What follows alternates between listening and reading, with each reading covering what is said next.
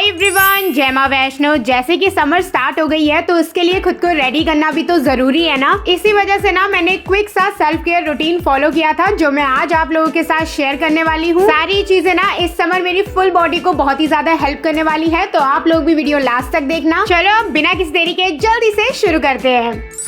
Summer start हुई नहीं कि मेरी बॉडी ने ना टैन होना शुरू कर दिया है। चाहे आप मेरा फेस ले लो, पैरों को ले लो या फिर हाथों को, अगर टाइम टू टाइम इस पर ध्यान नहीं दिया ना तो इसको हटाना मुश्किल हो जाता है। इसीलिए यहाँ पर मैंने आधा कटा टमाटर ले लिया है। अब मैं इसको अच्छे से अपने पूरे फेस में रब करूंगी। अगर आपकी स्किन सेंसिटिव है ना तो ट्राई करने से पहले एक बार देख लेना, आपको हल्की सी जलन हो सकती है। इसके बाद बहुत हद तक मेरी स्किन क्लीन हो जाती है और टैनिंग भी रिमूव होती है। अब इसके बाद मैं बनाऊंगी एक अच्छा सा फेस पैक जिसमें मैंने बेसन, कॉफी और थोड़ा सा गुलाब जल ऐड किया है और एक अच्छा सा मिक्स तैयार कर लिया है। आप इसको किसी भी एक्सपोज्ड एरिया में लगा सकते हैं। ये टैनिंग को हटा के ना आपको एक प्यारा सा ग्लो देगा। बेसन एक एक्सफोलिएटर की तरह काम करता है जिस वजह से स्किन से डेड सेल, डर्ट, इम्प्योरिटीज सारी एक बारी में ही बाहर निकल जाती है। वहीं पर कॉफी और गुलाब जल ना आपकी स्किन को हाइड्रेशन देंगे, इन्फ्लेमेशन को कम करेंगे। इसमें है एंटीऑक्सीडेंट प्रॉपर्टी जो त्वचा को ना फ्री रेडिकल से बचाते हैं, जिस वजह से एजिंग की प्रॉब्लम नहीं होती है। इसको मैं फेस के साथ साथ अपने दोनों हाथों में लगा लूंगी और 10 मिनट तक ड्राई होने के लिए ऐसे ही छोड़ दूंगी।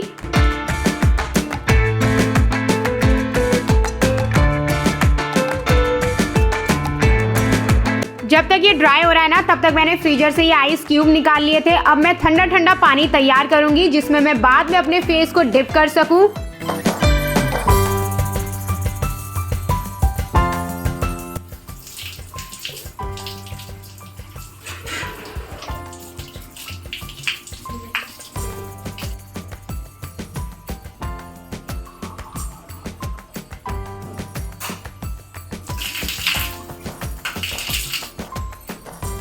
अब अपने चिन एरिया और नोज एरिया के white head, black head remove करने के लिए ना मैं इस टूल का यूज कर रही हूँ। इसमें थोड़ा सा पेन होता है, मेरे पास अभी स्ट्रिप नहीं थी तो मैंने इसी को यूज कर लिया। अब जो मैंने वो बर्फ का पानी तैयार करा था ना उसमें मैं अपने फेस को डिप करूंगी। स्क्रब करने के बाद ना हमारे पोर्स ओपन हो जाते हैं जिसे क्लोज करना बहुत जरूरी है। अब इन सभी चीजों के बाद ना अपनी स्किन को अच्छे से मॉइस्चराइज और प्रोटेक्ट करना बहुत जरूरी है। इसलिए मैंने अपने फेस पर मॉइस्चराइजर लगा लिया था, उसके बाद सनस्क्रीन अप्लाई कर ली और अपनी बॉडी में भी ना मैं ये SPF वाला बॉडी लोशन लगा लूंगी जो एक साथ ही मेरी स्किन को प्रोटेक्ट और मॉइस्चराइज कर देगा। सर्दियों में प्यास उतनी लगती नहीं है जिस वजह से ना ज्यादा पानी पीने की आदत कहीं ना कहीं छूट जाती है, लेकिन गर्मियों में अपने हाइड्रेशन लेवल को बढ़ाना पड़ेगा, जिसके लिए ना शुरू में आपको रिमाइंडर लगाकर पानी पीने की जरूरत है, क्योंकि अभी हम बार बार भूल जाएंगे। एक बार आदत लग गई ना तो उसके बाद रिमाइंडर नहीं भी लगाओगे तो चलेगा। आपने देखा होगा बच्चे डिहाइड्रेशन की वजह से ना बार बार प्लेग्राउंड में गिर जाते हैं, इसलिए इस गर्मी मेरे साथ साथ आप भी हाइड्रेशन का प्रॉपर ध्यान रखें। इस बार तो गर्मी शुरू होने से पहले ही ना मैंने बहुत सारी शॉपिंग कर ली थी जिस वजह से मेरी अलमारी में जगह ही नहीं बची है, क्योंकि इतने सारे टॉप मेरे पास हो गए हैं और सारा मामला बिल्कुल मिक्स एंड मैच चल रहा है। इसलिए मैंने सोचा आज टाइम निकाल कर ना मैं अपने टॉपों की छटाई कर लेती हूँ।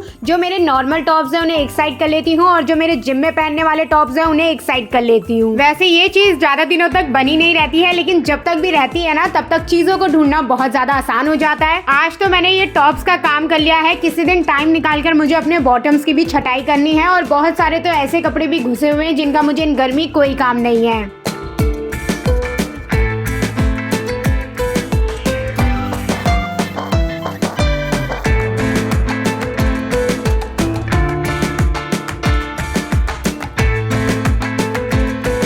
गर्मियों में सबसे ज्यादा कोई चीज मुझे इरिटेट करती है तो वो है मेरे बाल। और ज्यादा हीट, धूल मिट्टी होने की वजह से ना गर्मियों में हमारे बाल बहुत ज्यादा ड्राई भी हो जाते हैं, इसलिए टाइम टू टाइम इनको ट्रिम करते रहिए। अगर आपके बाल लॉन्ग है तो उनको हमेशा बांध कर रखिए और अगर मिड लेंथ के है ना तो उनको कटिंग कराकर थोड़ा सा शॉर्ट करवा लीजिए ताकि वो मैनेजेबल हो जाए। हेयर वॉश करने के बाद ना तुरंत ही सीरम अप्लाई कर लो, क्योंकि ये फ्रिज को कंट्रोल करेगा और आपके बालों को स्मूथ बनाकर रखेगा। इसके बाद अपने बालों को कॉम्ब करो और अपने बालों को ना हमेशा बन या फिर चोटी में ही बनाए रखो।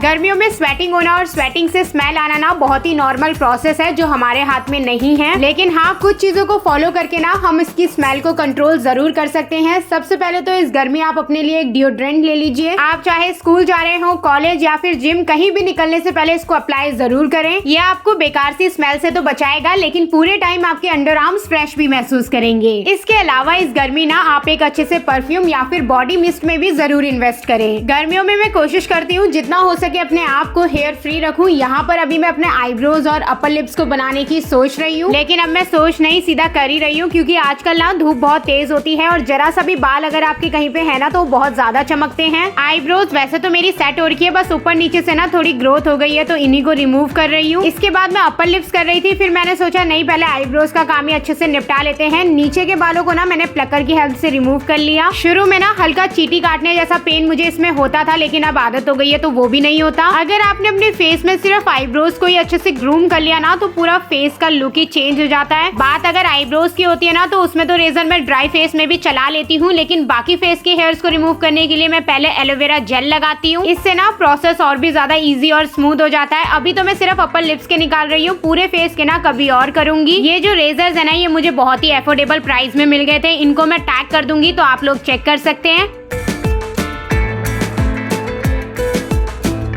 अब अगर अपने हाथ पैरों की बाल की बात करूँ ना तो वो भी अभी थोड़े दिन पहले मैंने रिमूव करे थे। जो वैक्स है ना वो हमारी खराब हो गई थी, तो मैंने रेजर की हेल्प से ही निकाला था और सिचुएशन के हिसाब से मैं कोई भी मेथड यूज कर लेती हूँ। गर्मियों में मेरा मेन मकसद रहता है अपनी बॉडी और अपनी स्किन को ज्यादा से ज्यादा हाइड्रेशन देने का, इंटरनली और एक्सटर्नली दोनों साइड से। और इसीलिए ना अभी मैं इस कुकुम्बर को अच्छे से ना पतले पतले स्लाइसेस में कट कर रही हूँ। इसमें जो ये चिप्स बनाने वाला साइड होता है ना मैंने उसी साइड से करा हुआ है। अब ये बिल्कुल पतले पतले पीसेस में निकल गए हैं। अब मैं इसको पूरे फेस में अप्लाई कर लूंगी।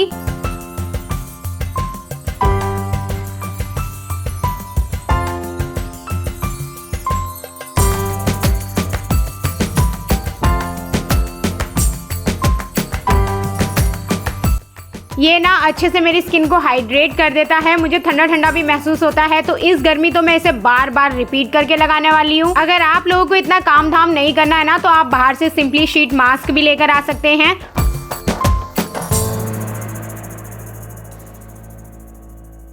ग्लो तो आप लोग देख ही पा रहे हैं कि इसको लगाने के बाद कितना अच्छा सा आ गया है। जैसे कि मैंने पहले भी बताया कि मैं अपनी बॉडी को इंटरनली और एक्सटर्नली दोनों साइड से हाइड्रेट रखने वाली हूँ, इसलिए जो बचा हुआ आधा कुकुम्बर था ना उसको मैंने ऐसे ही वापस फ्रिज में नहीं रखा बल्कि खा लिया। मुझे गर्मियों में ना डिटॉक्स वाटर, जूसेस और इस तरीके से ना कुकुम्बर वगैरह खाना बहुत अच्छा लगता है। और खाने से याद आया कि मुझे आमों की बहुत याद आ रही है, ना जाने आम आने कब से शुरू होंगे।